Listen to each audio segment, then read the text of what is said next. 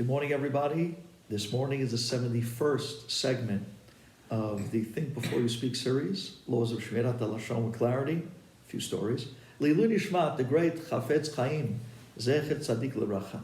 Leilu Nishmat, the great Reb Chaim Kanievsky, Zecher Tzadik L'Bracha. And Leilu Nishmat, Luz Aliza Bat Henriette, and the children that passed with her in the fire, Ruach Hashem Tenichenam, Began Eden. These halachot will also be dedicated to the great Shemirat and Siyata Dishmaya and Hatzlacha of our Bnei Chabura, who sit and learn every day from 9 to 11 in the morning Kolel. As well, these halachot are dedicated for the Shmir Malya, the Yishuot, and the Bsurot Tovot and Hatzlacha for Chaim Davido ben Chayesar. Okay, so today's halachot are titled Third-Party Victim. So I want to share with you an interesting story. You walked in one day to shul, and right after davening, a lot of times guys start crowding around the breakfast table, and everyone has that little morning schmooze before everyone runs off to work.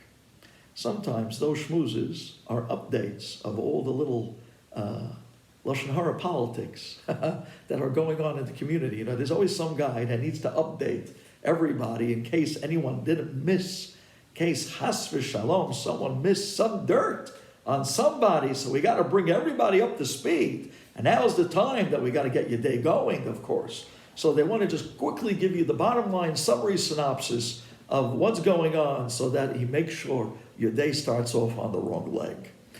And here he is, and he's telling over to everybody how another person you know, we'll call him Reuven and Shimon. Reuven is by the breakfast table telling everybody how Shimon runs his business in such a backhanded, crooked way. And all the tricks that he claims Shimon does when he rips people off day after day as he runs his business. And you're sitting there and you're hearing Reuven go to town, saying all the different ways that Shimon rips off people in his business in a very crooked way. Now you know that if you go to Shimon and tell him the rant that Reuven spent on that morning's breakfast table, telling everyone how terribly Shimon runs his business, that's outright rechilut. Because now you got one guy to be aware of what someone else said about him, and you're going to put terrible ill feelings and hatred between Shimon and Reuven. That's rechilut. What happens if instead of going to Shimon and telling him what Reuven said about him and the way he ran his business, instead you go to a friend of Shimon? You go to a third party, not the Shimon himself, not the guy that Reuven was talking about, to a friend of the guy that Reuven was talking about, a third party. And you say, hey, Levi, I want you to know that this morning when I was in shul, by the breakfast table, Reuven, he totally smashed Shimon's way of running business, letting everybody know the different backhanded stuff he does to rip off people in business. I mean, you had to hear him go. Now, I didn't say it to Shimon himself. I said it to a third party, someone who knows Shimon. And what did I tell him? I told him what Reuven said that morning in the way that Shimon runs his business in a very not trustworthy way. Says the Chafetz Chaim, that is also rechilut, lemafreya. You see, because what's going to happen now? Levi is friends with Shimon. Levi's going to go back and repeat to Shimon what he heard from you, that you heard from Reuven that morning, how Reuven by the breakfast table told everybody how untrustworthy Shimon is in business. And if the information filters back even a step removed, but if it makes it to the person that was spoken about, in this case Shimon, that at that moment, retroactively, will again have Shimon hate Reuven for what he said about him and the way he runs his business, as he told everyone that morning. So even if you don't tell the person himself that's being talked about, even if you tell a third party, but the information is going to get back to the person that was talked about, that also is called rechilut.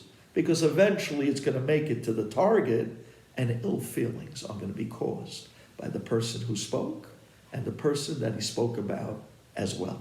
Now, if once we know that, I think there's no chidush to also tell you that if I would go now and I would tell somebody that I heard someone speak bad about their relatives, well, clearly that's rechilut, because we're very protective about our relatives.